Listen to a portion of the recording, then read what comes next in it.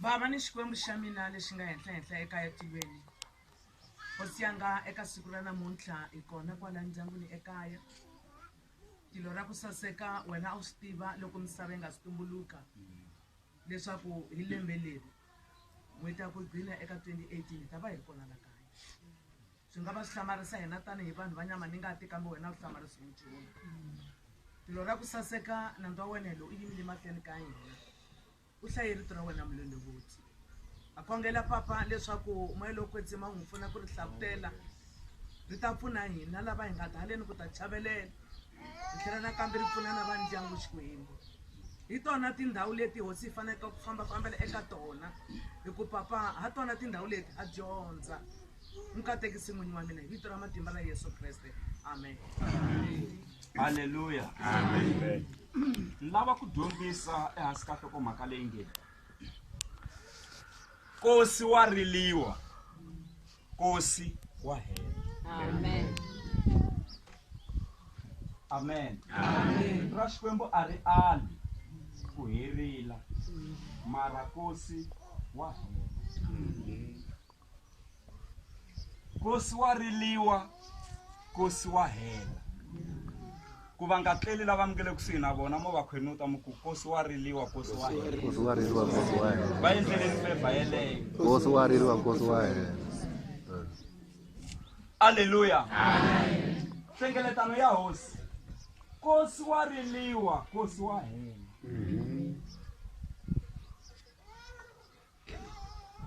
La hi nga hlaya kona hi twa hi ta nandza wa Xikwembu muxe. Loko ni ku ni hlaya rito ra Xikwembu ni ya kuma ku ri hlamusela ku endzhaku ka muxe a ka ha vangi na muprofeta un'wana wo fana na yena muxe hikuva muxe a vulavula na Xikwembu va langusanile. Amen. Siku rin'wana muxe loko a ri tshaveni u tshama a vona na nhlana wa Xikwembu. Va vutise kwalomu ku mutshama wu nhlana wa Xikwembu n'wina. Ni tshama wu nhlana wa Xikwembu. A vona na nhlana wa Xikwembu laha na ku mi kombisa connection leyi muxe na Xikwembu a va ri na yona. Muxe loko a rhumiwa hi Xikwembu ku a tshunxa vana va Israyele a Egypta, Xikwembu xa n'wi kombisa ku vanhu lava va fane va huma la tikweni va ya a tikweni ra Kanani. Kumbe moni swi veka so laha hi ta ku hi le sorry laha hi le Kanana laha hi ta ku hi le Egypta laha hi ta ku hi le Kanani. Maka ma swi twisisa leswi ni nge le ku swi kombiseni. Se Xikwembu xa va byela ku mi suka la tikweni ra Egypta a vuhlongeni la ko hluphekiwa la ko riliwa laha mi tirhisiwaka mi nga holeriwa la mi nga mahlonga vusiku na nhlekani. Se va byeriwa ku mi ya a tikweni ra Kanana. Se va tlhe va byeriwa ku tiko le ra Kanana ku khuluka tswamba na vulombe. Ku na swi swa kahle la mara mi nga rivali ku hava vulombe byo haha tinyoxani. Ene ku hava tswamba la ku nga ri hava ku homu yo raha loko yi sengiwa. Se va byeriwa ku la hi le Kanana ku na hinkwaswo na misava ya kona yi nonile. Mara twanani mhaka yo chavisa. A va byeriwi ku la xikarhi ka rendzo la va ta hlangana na yini. Ku va suka Egypta phela loko mi bate ya menteto mi ta ni hanyisa na ku va suka Egypta va swi tiva ene va tsaka hi ku se va tshunxiwe. Na ku va ya Kanana hayi va swi twile. Mara la xikarhi ka rendzo lera ku suka Egypta va ya Kanana Xikwembu a xi vulavuli nchumu hi la xikarhi ku ya endleka yini. A xi boxi. Xikwembu a xi vuli ku landzeleni mi ta pfa mi pfumala mati amananga. A swi vuriwi mara ndhawu ya Kanana va byeriwile. Xikwembu a xi swi vuli ku landzeleni ya vutomi mi ta pfa mi hlangana na tinyoka ta vuxungu ti mi lumetela. A swi vuriwi, swi kwala xikarhi ka rendzo. Ene a ku vuriwi ku mi ya hlangana na lwandle leri mi nga ta fika mi nga ha swi tivi ku mi ta hundzisa ku yini. Lwandle ro tshuka ri ta va ri pfarile. A va byeriwi hi timhaka ta lwandle. and ava byeriwa ku mi ya hlangana na titshava hala na hala la mi nga ta tsandzeka no ku tsutsumela kona swi humelela kwala xikarhi and ava byeriwa ku landzeleni ku ta fala vo tala ava byeriwi va byeriwa ku mi ya aka Kanani loko va suka eEgypta a va ri 600,000 wa vanhu loko ku nga hlayiwi va mhani na vana loko ku hlayiwa vavanuna ntsena 600,000 mara twana a va byeriwi ku va ta pfa va hlangana na mati yo bava kwala ndleleni ku na mara va nga ta hlangana na yona a va byeriwi byela lamukele ku sina omku leswi ni hlanganaka na swona swi nga mi chavisi swi kwa xikarhi ka rendzo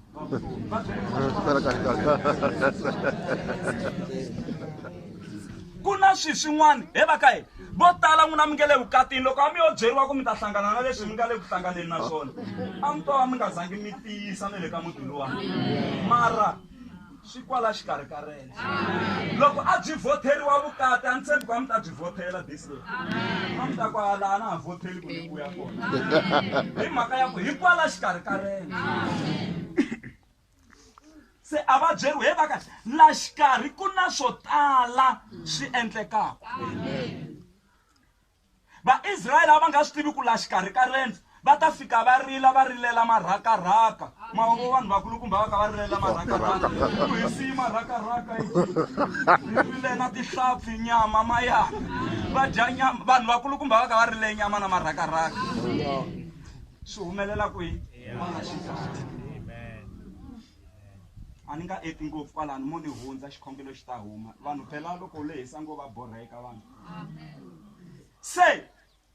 Moshe u humesa vana va Israyele atikweni ra Egypta swi kahle swi sasekile na yena a ri xoku hi ya fika kwihi atikweni ra Kanani mara loko se a fika atitshaveni ta vo Pisga xikwembu xa n'wi kombisa kwalaha tshaveni xi n'wi komba ndhawu ya Kanana xi ku hi liya ndhawu ya Kanana leyi mi yaku ka yona wa yi vona yi sasekile yi kahle na titshava ta Lebanon wa ti vona hi letiya ti kahle ti sasekile mara wena a wu nga ha fiki amen se muxaku xikwembu ni kombela ku hambi ni nga fiki mara loko no kandziya nyana kwalaha kusuhi na titshava ta Lebanon ni kandziya ntsena a byeriwa ku hayi wena a wu nga ha fiki se u helela kwala amen se loko muxa yo va byela ku ni landeni mara ni ta fika ni fela kwala ndleleni a to va landiwe hi mani muxa amen vonani hi loyi munhu u vitanela vanhu ku va nghena ka xihahampfhuka kumbexani xi suka Pitori kumbe xi suka kweleti swihahampfhuka swi fikela kona va ya kumbexani matikweni me le handle a ku khandziyani mara kwala mpfhukeni xi ya ku weni nghenani mara kwala xi ya welo andhawini ya so i manga ta nghena xihahampfhuka hi loyi munhu i dokodela mara u ri hayi mina ni endla ti-operation loko ka 100 wa vanhu ku hanya 10 90 yafa i manga ta ya ka surgery yele se na loko munhu a ri mukhomi wa xivono wena yisa xivono mahlweni lexi u nga khomisiwa hi xikwembu ku la xikarhi ku na yini a swi lavi wena swa xikwembu sweswo swa xikwembu titawutelo i ta hina na vana va hina na vatukulu mara leswi hi nga swi twisisiki a hi swi tshikeleni xikwembu yes se muxa a byeriwa ku u helela kwala phela laha se ni la ku vulavula hi ta rifu ra Muxe loyi a vulavula na xikwembu va langusanini se rendzo ra yena ri fika makumu a zama ku xavelela mahlweni ka xikwembu xi ku hayi swa wena swi helela kwala se a boheka ku hundza amisaveni maswa u Kanana ku ya fika vanhu vangani Kanana luya hlekani nyana phela hlekani nyana a Kanana vanhu lava va nga va fika tikweni la Kanana i 2 wa vanhu out of 600,000 ku ya fika Caleb na Joshua lava van'wani a ku ri vatshwa lava va nga bebuleriwa mananga lava va nga tivi ku chumu hi le Egypta Caleb na Joshua hi vona va nga ya va ya nghena yes hallelujah amen va byele ku hi le ku kumeni swin'wana swin'wana na Ele u kume swin'wana. ma va vona vanhu va humi va tele tikweni ra Egypt mara loko Caleb na Joshua kumbe a vo yo swi tiva kumbe a va fane va nyanyukinyana va ku mo hi landza vupheko ya nge hina kana ku ya nghena hina ntsena mara na vona a va nga swi tivi va ndyangu a mi nga swi tivi ku mi ta hlangana xiyimo lexi swi kwala xikarhi ka rendzo Yes. leswi humelelaku swin'wana swi hi tumbelerile ku ya fika 2 ntsena Caleb na Joshua a Kanani. Amen. Se loko se Muxe a hundzini emisaveni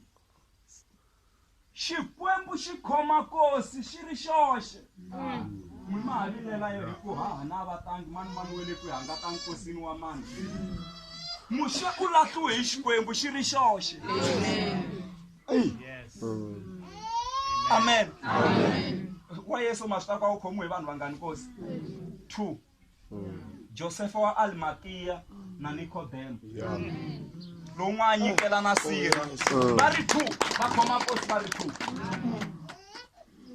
Amen. Va ri 2 mara munhu wa havilele ku loko ku khomiwa mitini ku hayi humesisiwa timali unnecessary u nga tsona munhu mali loko a hanya u tlhe u n'wi tsona loko se a file zamanyana ka hambi u sala u ri hana peni la kosini lowu u ta va u lahli mhani kumbe kokwani kumbe hahani kumbe khazi sweswi a mi va vitanisa swona mali u ta sa u tirha yin'wanyana hi ku lava a va ha vuyi. Va byele mi ku hi le ku kumeni ka swin'wanyana Ele u kumeni ka swin'wanyana. u swa yesa u khomiwe hi vanhu va 2 ku tsutsuma na kereke yi nyamalala yi baleka. Amen. Ku za ku ya humelela vadyondzisiwa ve le xihundleni n'wina mi nge le tikerekeni loko mi nga tekeli vafundhisi enhlokweni ku na van'wana lava va nga khongeriki laha ya kerekeni van'wana na kereke a va ngheni va tekela vafundhisi va lavo nhlokweni. Yi ri Joseph wa Arimathea na Nicodemus yi ri a ku ri vadyondzisiwa ve le xihundleni lava vo ka va nga ri ve le xihundleni vadyondzisiwa va ri kwihi a va tsutsumini se ti bihini mara ku humelela vadyondzisiwa ve le xihundleni va ta lahla Yesu.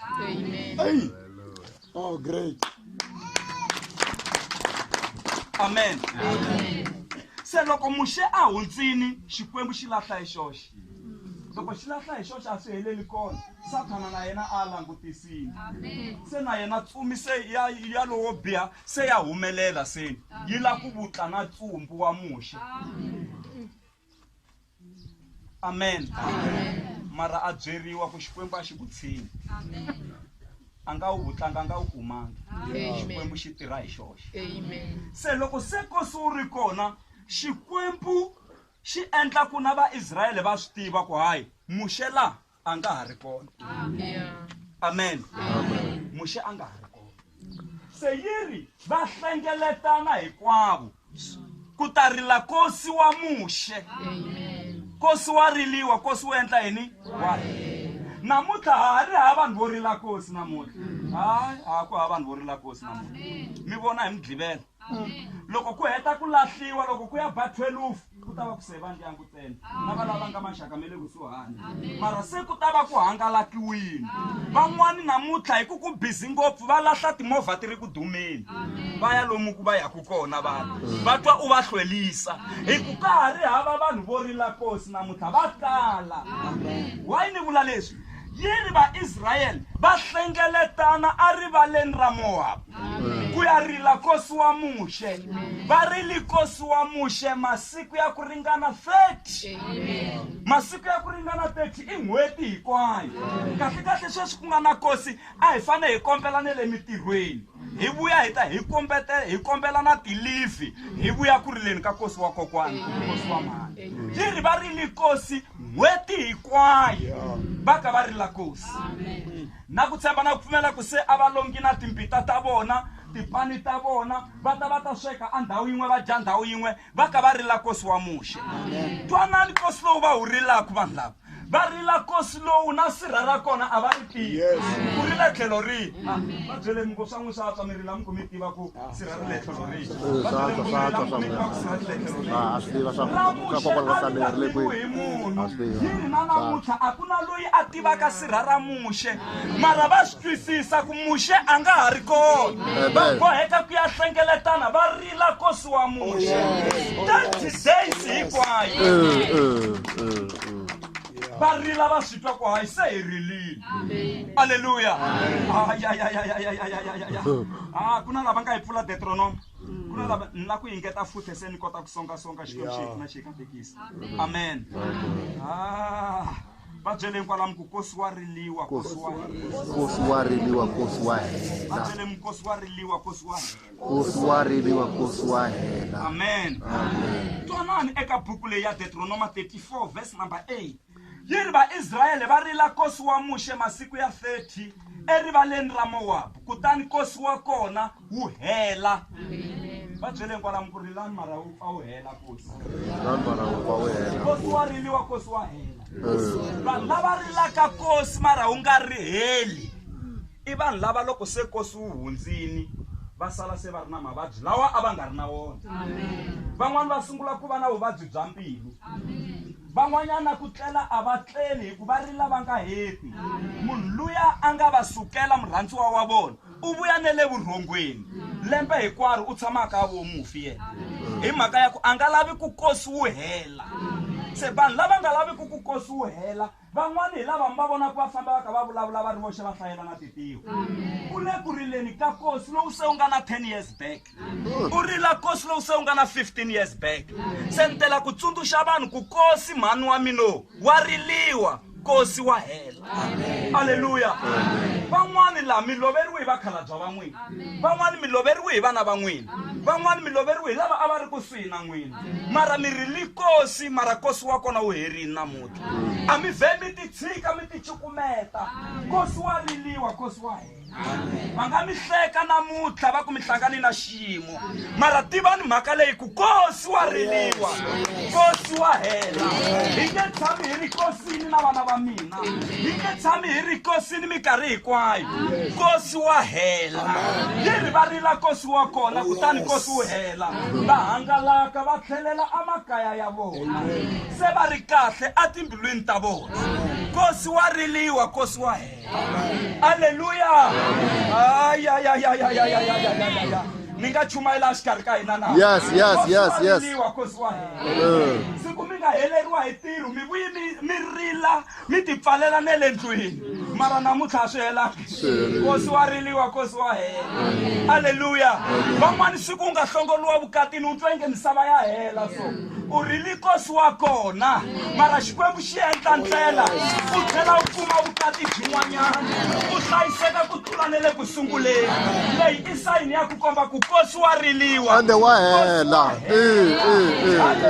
yes mi nga rila kosi wa ku va mi sukeriwe hi maxaka na vanghana mi sukeriwe hi lava a va ri kusuhi na n'wina va mi jikela va kha va hanya va mi rejecta haye kosi wa riliwa kokwaneni kosi wa hela hambi ku yi tlela xiyindlwani xo khokhomela mi nga hleki hi kosi wa hina hi nga hlangana na wona mara kosi wa hela a swi tiva ku wa hela a hi ngo kosi wa hela a hi ngo kosi wa hela kosi wa riliwa kosi wa hela halleluya swa endleka mi tlela mi nga dyangi na vana va n'wina va mi hleka loko mi pfuka nkarhi wun'wani tiya ya kona mi pfuka hi mikapu masiku hinkwawo mara mo ni mi byela ku kosi wolowo wu ta hela siku rin'wanyana kosi wa riliwa kosi wa hela va endla ndlela n'wana a kula a kuma basari a dyondzeka va dokodela a sungula ku mi sula mihloti kosi wa riliwa kosi wa hela halleluya kosi wa riliwa kosi wa hela a loko a ri mananga a ka rila na n'wana a ka rila swakudya swi herile mati ma herile angotsweni a sungula ku rila a za a fika eka xiyimo xa ku ni lava ku n'wana loyi afa ni nga ri ku n'wi voneni yiri a n'wi veka eka mpfhuka wa ku ringana ku hoxa ribye mara loko a ya kotaniya ntsumi ya hosi xikwembu yi humelela yi ku ni vonile ku rila ka n'wana kosi ha wu vona mara wu fane wu hela ni voni ku rila ka n'wana langusa kwala tlhelo ka wena loko a langusa a kuma xihlovo a byeriwa ku kana mati u nwisa n'wana na wena u nwa se a vhela a miyela a sula mihlota ntsumi yi profeta hi ku n'wana loyi u ta va na rixaka lerikulukumba na yena u ta ntlantamuka na yena ene namuntlha u ntlantamukini hakunene Ishmayele u ntlantamukini loko hi vulavula hi rixaka ra Ishmayele i rixaka ra ma-India kumbe makula lawa mi tirhaka ka wona namuntlha i rixaka ra n'wana loyi a nga rila mananga xikwembu xi va miyeta namuntlha va humelerile namuntlha va na namuntlha va ntlantamukini kosi wa riliwa Kosi wa hela. kosi wa hela hi kona la kosini namuntlha mara le makaya hi siyi mikosi yo hambanahambana un'wana u na kosi wa n'wana a nga n'wi yingisa hayi kosi wa hela un'wana u na kosi wa va msqueeza kwala kaya wa swi twa ku ni le vukatini mara a ni nantiheriwi kosi wa hela va ka kumbe tshamisi ni vona vanhu va ka va hangalaka se kosi wu herile ni vona la timbilwini se swi tshamiseka kosi wu herile kosi wa riliwa kosi wa hela sukani mi yima hi milenge ya n'wina mi khoma vanhu va 7 mi ku kosi wa riliwa maseve kosi wa hela ayayaya va cheleni hasukani maseve wa n'wina Kosi wa riliwa. 2. Kosi wa riliwa. Kosi wa hela. 3. Kosi wa riliwa. 4. 5. Não tá ficando severo, pera. Não tá severo. fica ni hleki 7. a wu tshamisisa Nem comi severo.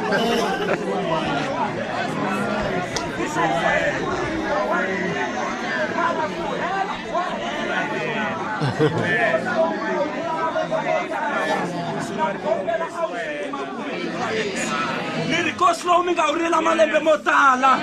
a wu fiki makume hi vito ra Yesu van'wana a va ri mikosi ya ku pfumala mitirho wu fika makumu kosi wolowo wu fika makume hi vito ra Yesu un'wana a ri kosini wa ku va vana va nga pasi xikolweni wu fika makumu kosi wolowo kosi wa riliwa Kosi wa hela. kosi wa riliwa Yes. Kosi wa hela. kosi wa riliwa kosi wa hela kura matimba la Yesu ala mi tolovele hi ku hanya hi ku kombela wa hela kosi wo kombela na mi kuma swa n'wina a ma hatlerisi vana ka makhelwane se mina ya n'wina yindlu